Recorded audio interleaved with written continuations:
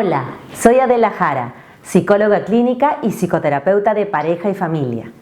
Hago terapia racional emotiva conductual y en esta ocasión voy a exponer sobre terapia racional emotiva conductual en infertilidad de pareja. Muchas gracias a la organización del Congreso por invitarme. Estoy muy feliz de acompañarlos en esta exposición y transmitir los conocimientos desde Perú. En la terapia racional emotiva empezamos siempre haciéndonos preguntas y empezamos reflexionando sobre nuestra propia vida. Por eso, una primera pregunta que les haré será: ¿quiénes son padres? ¿Quiénes quieren ser padres? ¿Quiénes tienen pareja? ¿Quiénes quieren tener pareja? En el camino de buscar o no pareja, algunos tenemos la idea de querer ser papás o mamás. Y por eso les pregunto, ¿alguno de ustedes alguna vez dudó de que podía ser papá o mamá? Pues nuestros pacientes están viviendo actualmente la infertilidad. Y nos podemos empezar a preguntar, ¿cómo se sienten las mujeres cuando viven la infertilidad? Y vemos diferentes emociones. Vemos que aparece la tristeza, aparece la cólera, aparece la angustia, la ansiedad, la incertidumbre, aparece también la culpa. Y si nos preguntamos cómo se sienten los hombres cuando no quedan embarazados, también podemos encontrar que sienten esas mismas emociones. Hay tristeza, depresión, hay cólera, hay irritabilidad, hay angustia y algunos quizá, últimamente menos, pero algunos pueden decir, eso no tiene nada que ver conmigo. Yo no tengo infertilidad, la infertilidad es de las mujeres.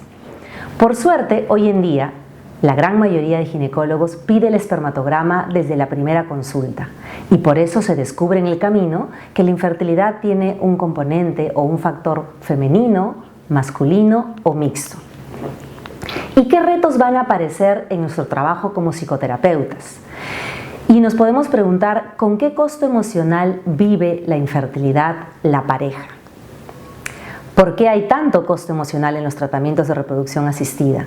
A pesar de que los pacientes tienen acceso a los tratamientos, ya sea porque tienen el dinero para pagarlos o ya sea porque el Estado financia los tratamientos, igual sienten muchísimas emociones. Y algunos conocen más o tienen más información del tema. ¿Cuál es el nivel de información que tiene cada integrante de la pareja? A veces unos saben más, a veces otros dicen, no, yo no quiero saber. Suficiente con que mi pareja tenga información, yo ya no me quiero enterar. ¿Cuáles son los retos individuales que afronta cada integrante de la pareja y cuáles son los retos de pareja? De eso vamos a hablar.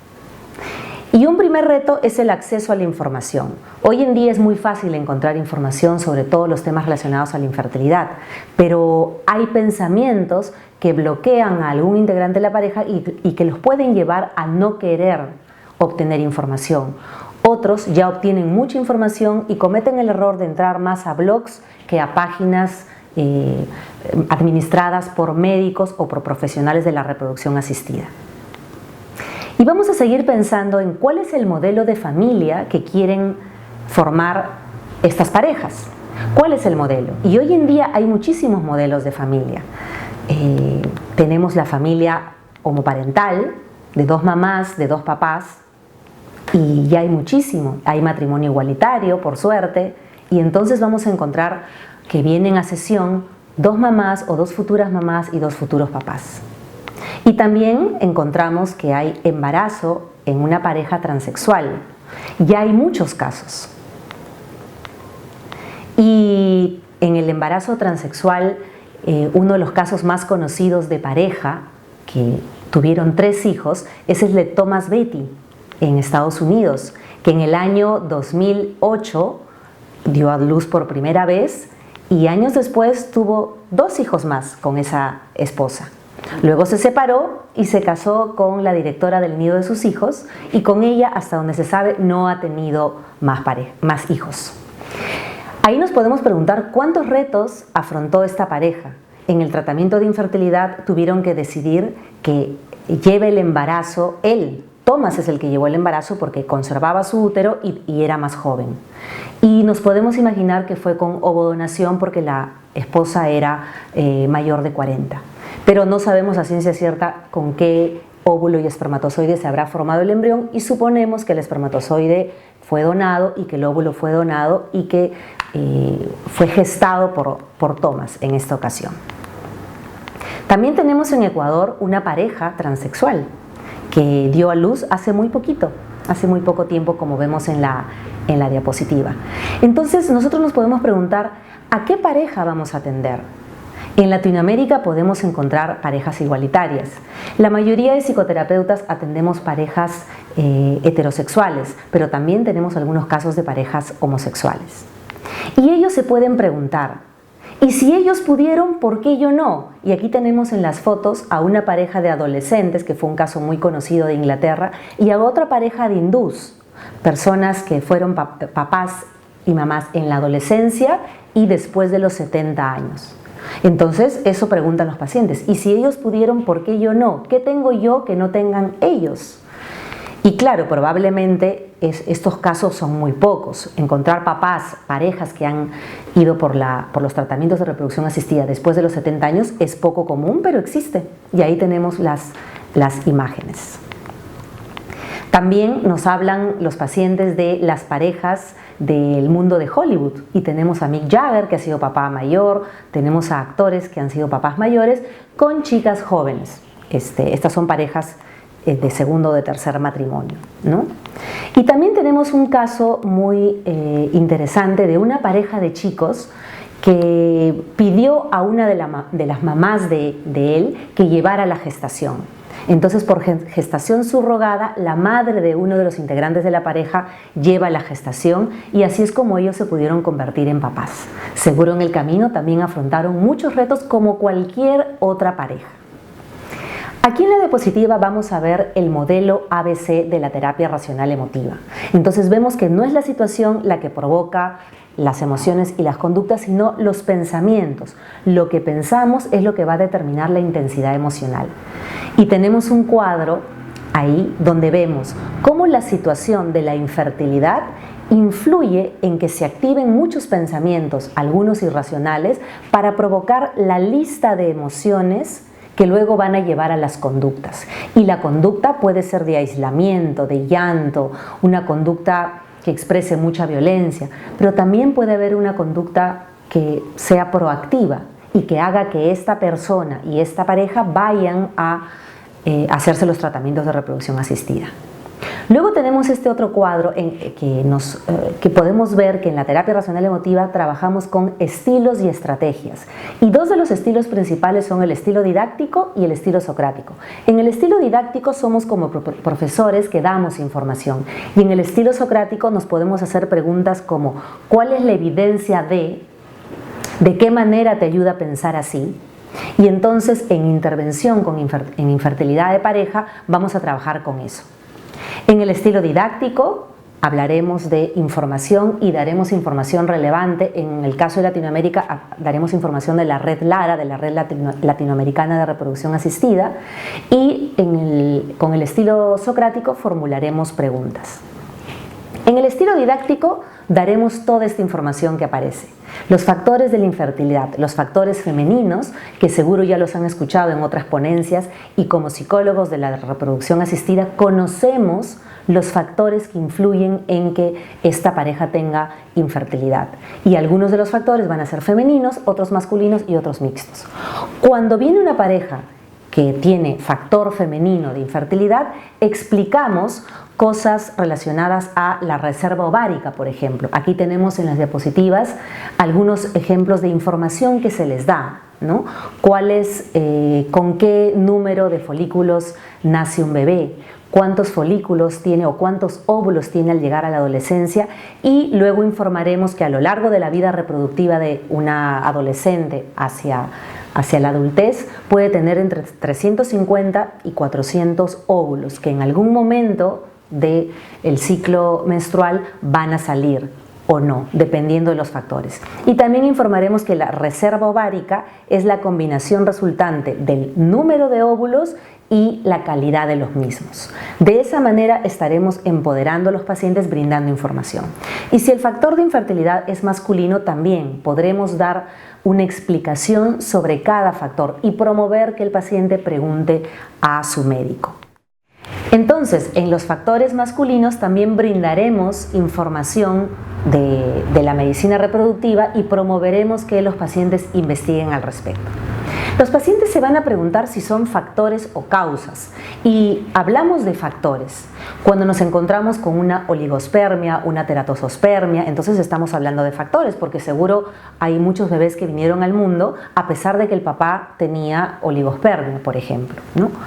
Hay algunas condiciones físicas como esto que estamos viendo en la diapositiva, como las formas de los úteros que podrían ser causa de infertilidad y que el médico será quien dé las alternativas para ir al tratamiento de reproducción asistida o que nos dé otra alternativa.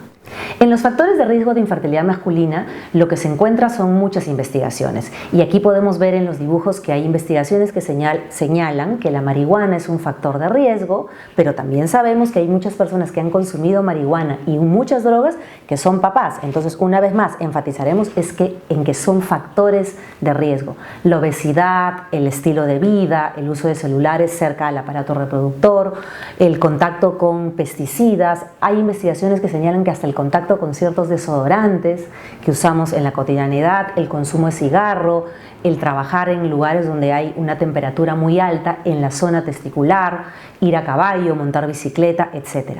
De esta manera, el paciente está comprendiendo que hay factores que influyen. ¿Y qué haremos como psicoterapeutas especialistas en infertilidad? Primero, brindaremos información relevante sobre el panorama general de la medicina reproductiva y sobre los tratamientos.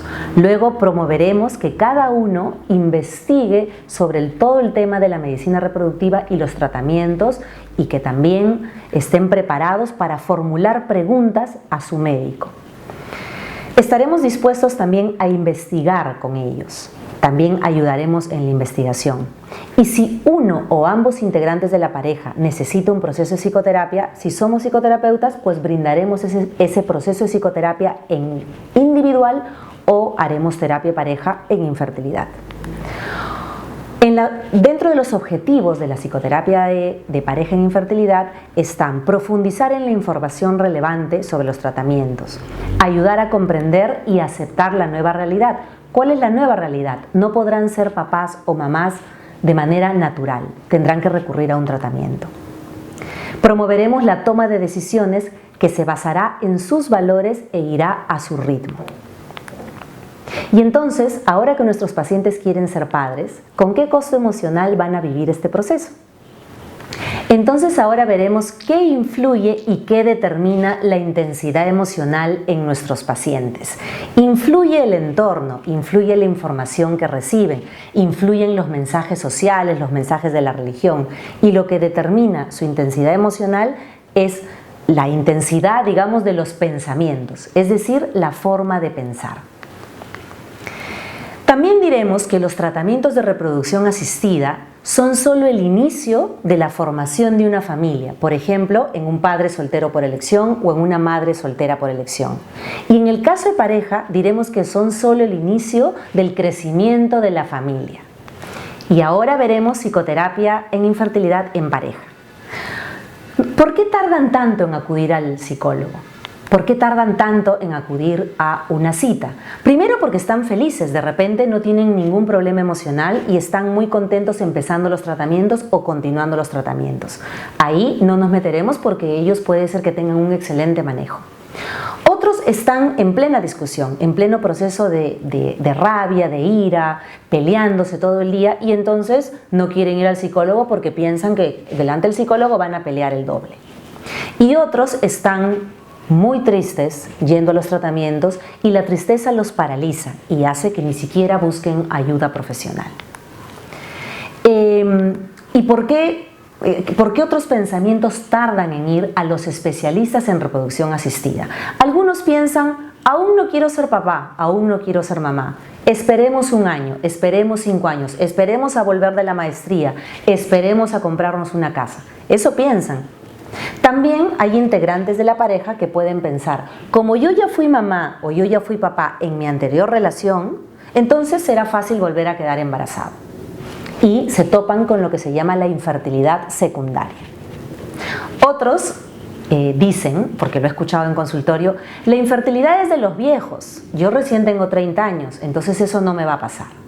Y ahí volveremos a dar información didáctica de que la infertilidad puede afectar al 10 al 20% de personas en edad reproductiva. Y hay gente que tiene pensamientos como del siglo pasado, que dicen el hombre es fértil por naturaleza, si no, no habría tanta humanidad. Y ahí volveremos a hablar de los porcentajes que seguro ya los han oído en otras ponencias. Cuando viene la persona a sesión individual antes de venir a sesión de pareja, podemos preguntar ¿cómo reaccionó tu pareja cuando le dieron el diagnóstico de infertilidad? ¿Cómo reaccionó tu pareja cuando le dijeron que tenía azoospermia o cuando le dijeron que tenía falla ovárica? ¿Qué pensó? ¿Cómo reaccionó? Y le preguntaremos al integrante de la pareja ¿cuál es tu hipótesis? ¿Qué es lo que realmente crees que pensó? Porque el paciente nos puede contar que su pareja lo tomó bien o lo tomó mal y nosotros tenemos que invitar a la persona a reflexionar sobre cuál es su hipótesis, qué crees que es lo que exactamente pensó. Y también le preguntaremos, ¿qué es lo que crees que él o ella no te ha dicho? ¿Y qué es lo que tú no le has dicho? Porque probablemente tú te has quedado pensando cosas, te has quedado con emociones, tienes un montón de pensamientos y preguntas y todavía no las has verbalizado. Este será el espacio propicio para empezar a verbalizar todo eso. Y si nos imaginamos cómo llega la pareja a su primera sesión, pues cada uno, como vemos en la diapositiva, llega con su mochila, con su bolsa, con su maleta, es decir, con sus pensamientos, con sus emociones y con sus acciones. Llega con todo un pasado y todo un cúmulo de expectativas. Algunos llegan pues muy deprimidos y otros llegan con mucha indiferencia. Y lo primero que preguntaremos es cómo se sintieron cuando el ginecólogo o el especialista en reproducción asistida les dio la noticia. ¿Cómo lo dijo este especialista? ¿Qué pensaron? ¿Qué sintieron? ¿Qué conversaron? ¿Qué dudas quedaron? Y ahí veremos qué preguntas se le va a hacer al especialista en la siguiente sesión y qué preguntas yo como psicóloga puedo responder el día de hoy. También preguntaremos ¿qué tanto influye toda esta información que dio el médico? ¿Qué tanto influye en la toma de decisiones? ¿Ustedes están más entusiasmados ahora que tienen más información o se han asustado porque hay mucha información? En eso indagaremos. Y se irán de la sesión con una lista de preguntas que tienen pendientes para la siguiente cita con su ginecólogo. En la terapia de pareja primero rescataremos lo positivo, entonces preguntaremos, ¿qué te sigue gustando de tu pareja? ¿Qué es lo que rescatas de tu pareja? ¿Qué sigues admirando en tu pareja? ¿Qué es lo que ya han intentado hacer para disminuir el costo emocional? ¿Qué es lo que han intentado hacer para comunicarse mejor? ¿Y qué es lo que aún no han intentado hacer? Y luego será eso, ¿qué pregunta quieres hacerle a tu pareja? Primero rescataremos lo positivo, hemos dicho. Entonces, una pregunta que haremos es, ¿con qué herramientas, con qué pensamientos, emociones, conductas, recuerdos cuentan ustedes para empezar o continuar los tratamientos? Y la mayoría de parejas ya ha pasado por situaciones difíciles y ya tienen un conocimiento previo. Entonces, cuando ellos comenten qué conocimiento previo tienen, qué aprendizaje han sacado de anteriores experiencias difíciles, les podremos preguntar ¿qué aprendizaje de esos podrías aplicar ahora? De eso que ustedes aprendieron, de eso que ustedes descubrieron, ¿cómo podrían aplicarlo ahora? También podremos seguir preguntando cuáles son sus fortalezas como pareja. Como ya hemos preguntado previamente qué admiras en tu pareja, ahora iremos a cuáles son esas fortalezas.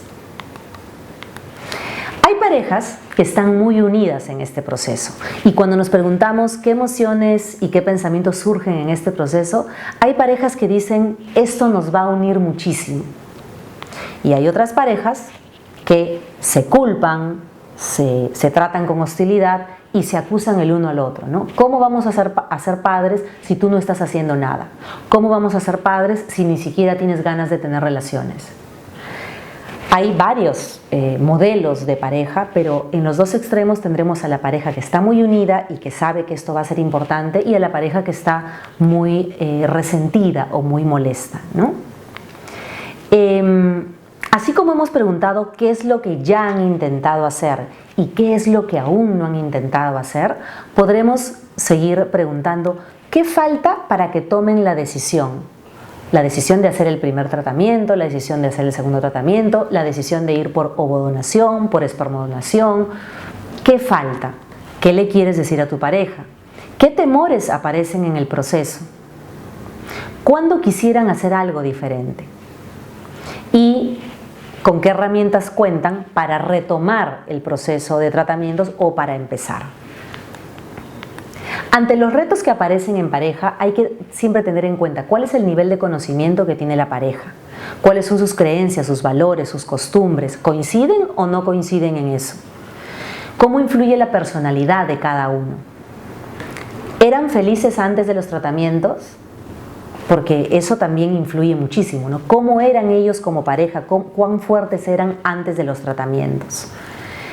Y también hay que preguntar algo práctico, ¿no? ¿Con qué monto económico cuentan? ¿Con cuánta cantidad de dinero cuentan para empezar los tratamientos? Y ayudarlos a que tengan metas realistas o decidan pedir préstamo o ayudarse de un préstamo familiar o empezar a ahorrar, ¿no?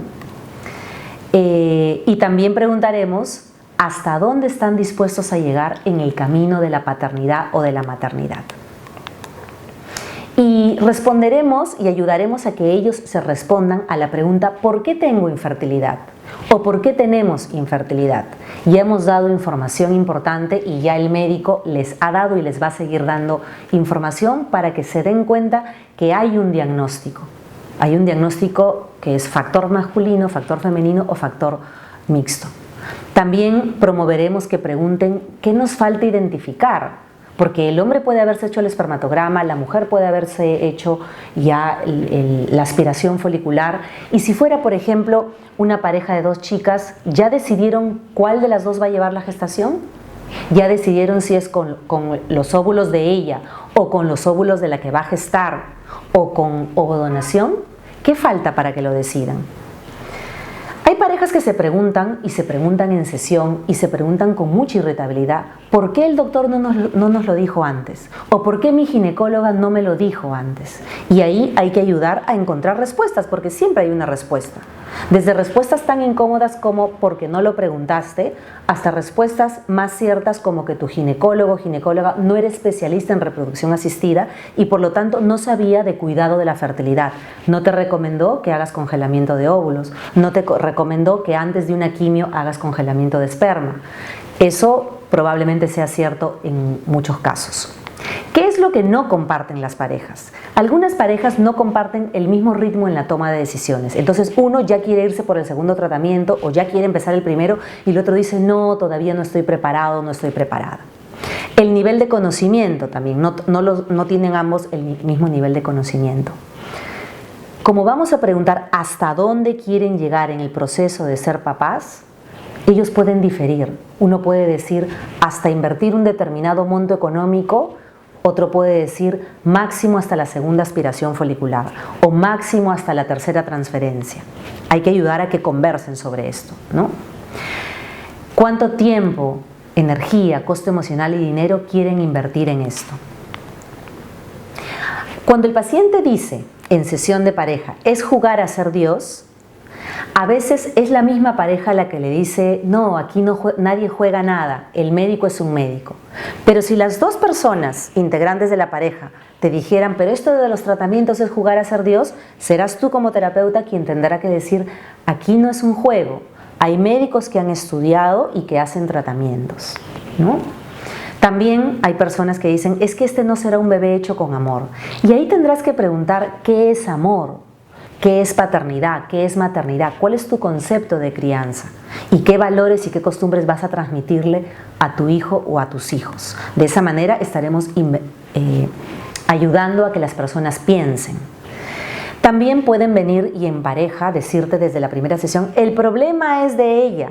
Entonces tú preguntarás, ¿a qué te refieres con el problema es de ella?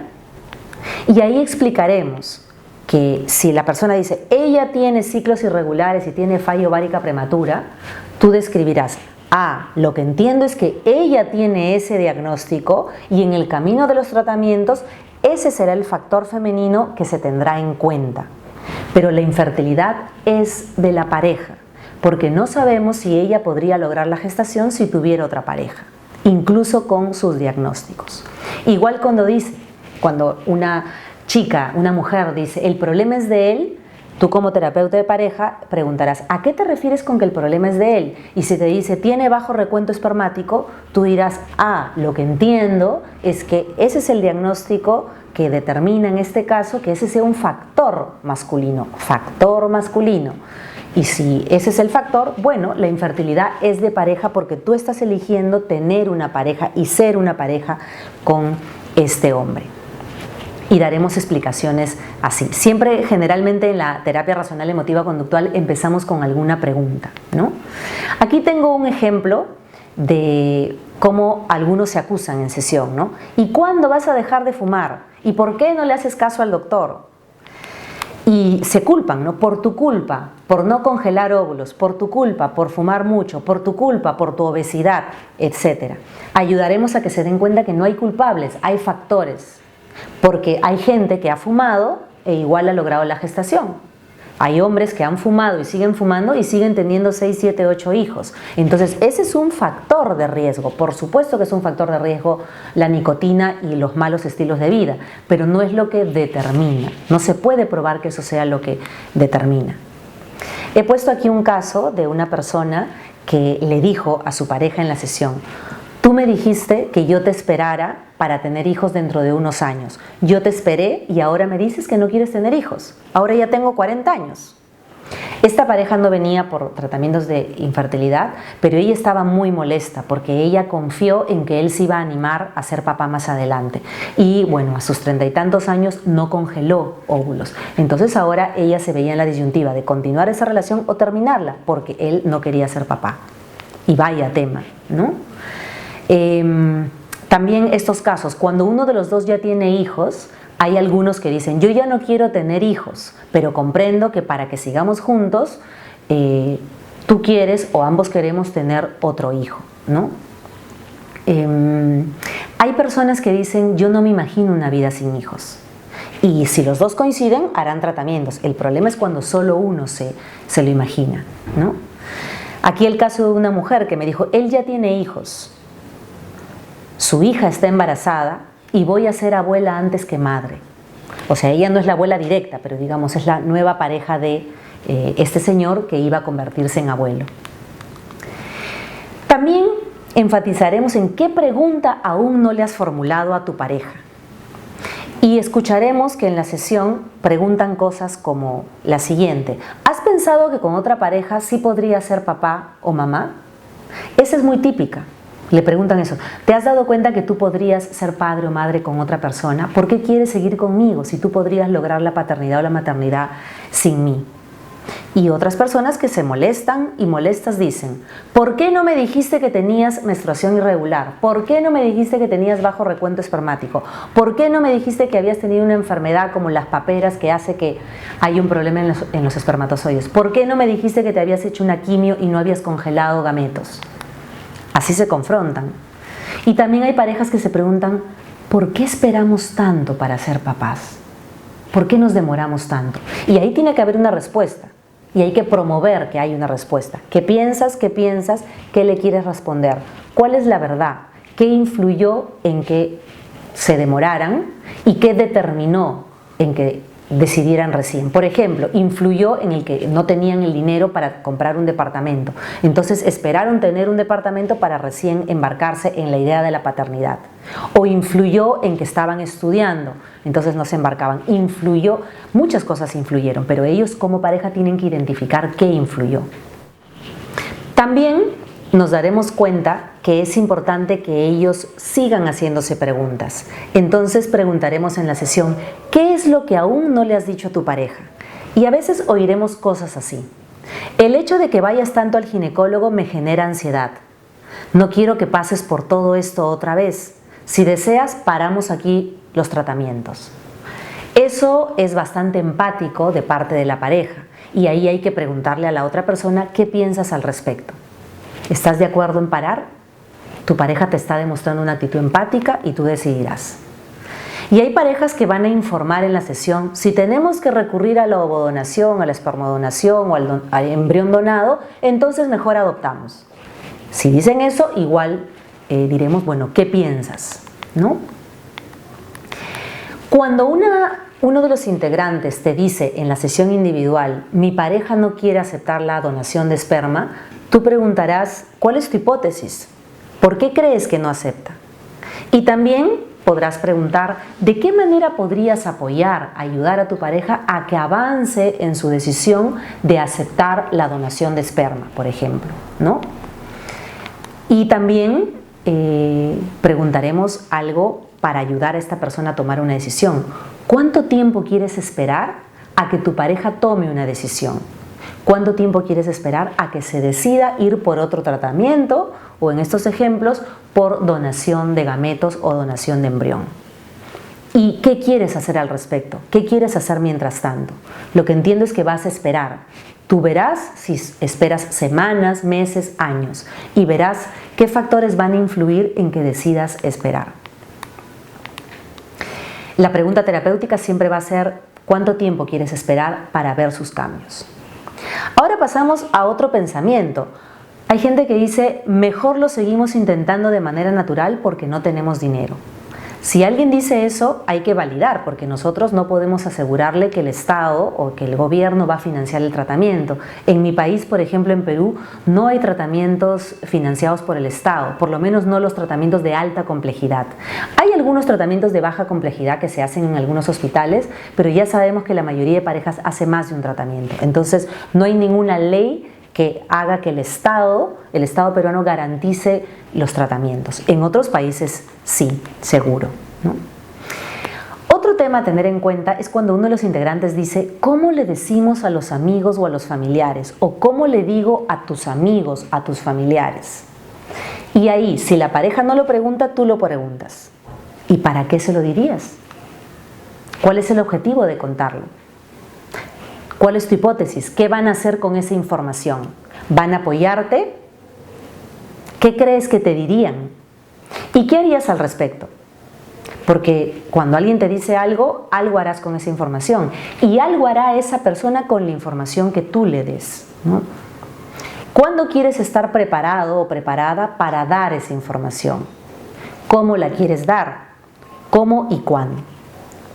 Y si te dice, sí, estoy preparado, ¿ok? ¿Estás preparado para la respuesta? ¿Estás preparado para todo lo que te vayan a decir? Otro pensamiento que surge en las parejas es, si recurro a donación de esperma, no será mi hijo. Y ahí volveremos a cuál es tu concepto de padre, cuál es tu concepto de madre, qué piensa tu pareja, cuál es el concepto de padre o de madre de tu pareja, qué te gustaría seguir investigando sobre los tratamientos de reproducción asistida, sobre la formación de familia, ¿no? Indagaremos mucho en cuál es su concepto de padre, de madre y de familia. Yo me acuerdo de un caso de una pareja que esperó un año para tomar la decisión de aceptar la donación de esperma. Entonces eso es válido también. Con ayuda psicológica seguro sería menos tiempo, pero hay que respetar el ritmo de cada paciente. También veremos pensamientos como, ¿y si no se parece a mí? Y lo más increíble que he escuchado en donación de gametos es una mujer que me dijo, y si piensan que le he sacado la vuelta a mi pareja, no sé cómo se dice en portugués, pero en Perú se dice sacar la vuelta cuando nos referimos a conducta infiel. Entonces esta pareja tenía mucho temor de que con el nacimiento de la niña piensen que el físico no se parecía a ella o de repente no se parecía a él por más que el esperma era de él, y tenía el temor de que vayan a pensar que ella había sacado la vuelta. Todo eso se escucha en las sesiones. Entonces preguntaremos cómo formamos los conceptos de paternidad, qué creencias, valores y costumbres vas a transmitir a tu hijo, cuál es el estilo de crianza que vas a transmitir, de dónde sacará la idea de papá, mamá, familia si no es de lo que tú le vas a transmitir. Y cuando un integrante o ambos en la pareja dice, qué pena que no heredará mis genes, si te dice, qué pena que no heredará mis genes, la primera pregunta es, bueno, validas la pena y dices, ¿qué crees que se hereda en los genes? Y al decir qué crees que se hereda en los genes, pues sacarás a la luz que se hereda el fenotipo y la predisposición genética a desencadenar ciertas enfermedades. Eso sí se hereda el fenotipo para tener el físico de papá, mamá o de un antepasado, o las enfermedades, porque hay genética que si se combina gen dominante, y puede ser que un bebé nazca con una enfermedad porque viene de dos genes dominantes. Pero también puede ser que esa expresión genética no se dé, y ahí explicaremos epigenética. Epigenética. ¿Qué piensan cuando aceptan la donación de embrión? Algunos pueden seguir pensando, es el hijo de otra persona, y volveremos a enfatizar cuál es tu concepto de hijo, cuál es tu concepto de padre. Pensamientos tan como ilógicos como le pertenece a otra pareja. O sea, ¿qué le pertenece a otra pareja? Ni siquiera el gameto le pertenece a otra pareja. El gameto fue donado de un hombre o de una mujer para lograr el desarrollo de ese embrión, ¿no? Algunos sí dirán, da lo mismo que crezca en mi vientre o en otro vientre, hijo es quien uno cría, ¿no? Entonces seguiremos insistiendo en qué pregunta no le has hecho a tu pareja, qué pregunta no te ha sido respondida aún, cuándo quieres volver a preguntar o cuándo quieres hacer esa pregunta. ¿Estás preparado para la respuesta? Si obtienes esa respuesta, ¿reduces la ansiedad? ¿Cuál es tu objetivo al preguntar? ¿Cuál es tu objetivo al obtener esa respuesta? ¿Qué vas a hacer con esa respuesta? ¿Qué suelen decir cuando vienen de varios intentos? Las parejas suelen decir, no podemos proyectarnos a los próximos meses, no sabemos si podremos viajar o podremos tomar vacaciones. Y ahí hay que validar, porque es verdad. Como es un tratamiento, sí es cierto que van a destinar muchas horas a ir al tratamiento. Entonces les daremos la razón, les diremos, en efecto, en época de tratamiento no se pueden calcular los tiempos y no se sabe a ciencia cierta si uno va a poder disponer de la mañana del día siguiente incluso. Hay casos difíciles que vamos a oír en pareja, ¿no? Una persona dijo, ¿cómo es posible que un día antes de la transferencia habían 2 embriones y el mismo día ninguno? Y eso puede pasar, y por eso mientras más información demos, más los empoderamos para situaciones difíciles, porque eso puede pasar. Difícilmente pasa cuando ya hay un blastocisto de 5º o 6º día, y difícilmente pasa cuando hay un diagnóstico preimplantacional, pero hay casos, ¿no? Hay integrantes de la pareja que dicen, ahora sí quiero que me acompañes a la entrega de la muestra, ahora sí quiero que me acompañes al seguimiento ovulatorio, al día de la transferencia, ahora sí quiero que me acompañes a ver el HCG positivo o la analítica, ¿no? Y hay parejas que volverán a insistir en que solo nos imaginamos un futuro siendo padres. Hay un libro muy interesante que se llama La infertilidad, ¿por qué a mí? Entonces ahí se describe que la infertilidad, bueno, es una enfermedad, como ya sabemos, y se concluye con una pregunta que curiosamente también la hacía Albert Ellis, el creador de la terapia racional emotiva. Cuando un paciente decía, ¿y por qué a mí? O sea, ¿y por qué a mí me ha pasado esto? Albert Ellis preguntaba, ¿y por qué no a ti? ¿Quién nos prometió que no íbamos a estar en ese pequeño porcentaje o en ese gran porcentaje que íbamos a tener tal o cual diagnóstico? Entonces, aunque sea una pregunta dura, si ya tenemos ganada la alianza terapéutica, si ya tenemos una buena relación con el paciente y si el paciente ya tiene un alto índice de racionalidad, podremos preguntar, bueno, ¿y por qué no? ¿Y por qué no a ti? ¿No? ¿Cómo saber que ya están preparados para hacerse un tratamiento u otro tratamiento, o el segundo o el tercero o el cuarto tratamiento? El ginecólogo puede recomendar que ya al mes siguiente se hagan el segundo tratamiento. Si ellos van a hacer psicoterapia o a sesiones de psicología contigo, tú podrás evaluar pensamientos, emociones y conductas, actitudes, para ver si están preparados o no. Y podrás verificar si están preparados emocionalmente. Seguiremos insistiendo en que estén preparados para tomar decisiones, volveremos a preguntar qué es lo que aún no han intentado hacer, qué más están dispuestos a intentar, y una pregunta importante, ¿hasta dónde quieren llegar? ¿Qué falta para que estén preparados para hacer todo lo que hay en nuestro país, todos los tratamientos con varios médicos. Bueno, también preguntaremos, ¿es necesario hacer todo? ¿De verdad es necesario hacer todo? ¿Qué piensas tú? ¿Qué piensas tú? Promoveremos que hablen, ¿no? Cuando esta pareja propone hablar de temas de sexualidad, en vez de preguntar ¿cuántas veces a la semana tienen relaciones sexuales?, preguntaremos ¿cómo se sienten con su frecuencia sexual? También indagaremos en cómo era la vida sexual antes de los tratamientos. ¿Era frecuente? ¿Era satisfactoria? ¿Cómo quieren que sea de hoy en adelante? ¿Qué están dispuestos a hacer? ¿Y qué impediría que hagan cosas para que tengan una mejor vida sexual y un nivel de satisfacción? Y si quieren trabajar el tema, es cuándo quieren empezar a hacer terapia sexual específicamente. Cuando los pacientes nos dicen otro pensamiento, no me gusta mi médico, quiero cambiarlo, ahí haremos preguntas también. ¿Qué es lo que exactamente no te gusta de tu médico? ¿Lo has conversado con tu médico? ¿Le has dicho que no te agrada esa forma de expresarse o esa personalidad o las cosas que te dice? ¿Lo has conversado? ¿Le has dicho esto a tu pareja? Coméntalo. ¿Qué piensa tu pareja? ¿Qué has oído de otros médicos? ¿Qué es lo que quieres encontrar en otro médico? Y algunos te dirán, quiero encontrar empatía, que sea más flexible o que sea más firme o que sea más top, que tenga más conocimientos. Bueno, ¿cuándo quieres hacer ese cambio? ¿Qué te garantiza que cambiando de médico vas a obtener lo que buscas? Los dejaremos con esa pregunta, ¿no? ¿Cuál es la certeza de que encontrarás en ese otro médico eso? Y finalmente, podremos preguntar qué actividades agradables han dejado de hacer en este camino de los tratamientos. ¿Qué actividades agradables hacían antes? Por ejemplo, de repente hacían deporte juntos. ¿Por qué dejaron? ¿Por el tiempo?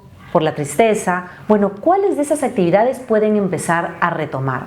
¿Cuándo las van a retomar? ¿Qué tan posible es que las retomen pronto? Y aquí tenemos un cuadro de pensamientos irracionales y de pensamientos racionales. La intervención terapéutica ayudará a que de esa lista de pensamientos irracionales pasen a los pensamientos racionales. Seguiremos preguntando qué es lo que aún no te has preguntado. ¿Qué pregunta le vas a hacer al ginecólogo y qué pregunta le vas a hacer al ginecólogo? ¿Qué pregunta le vas a hacer al endocrinólogo, al andrólogo o al psicólogo? Y también preguntaremos, ¿estás preparado para la respuesta?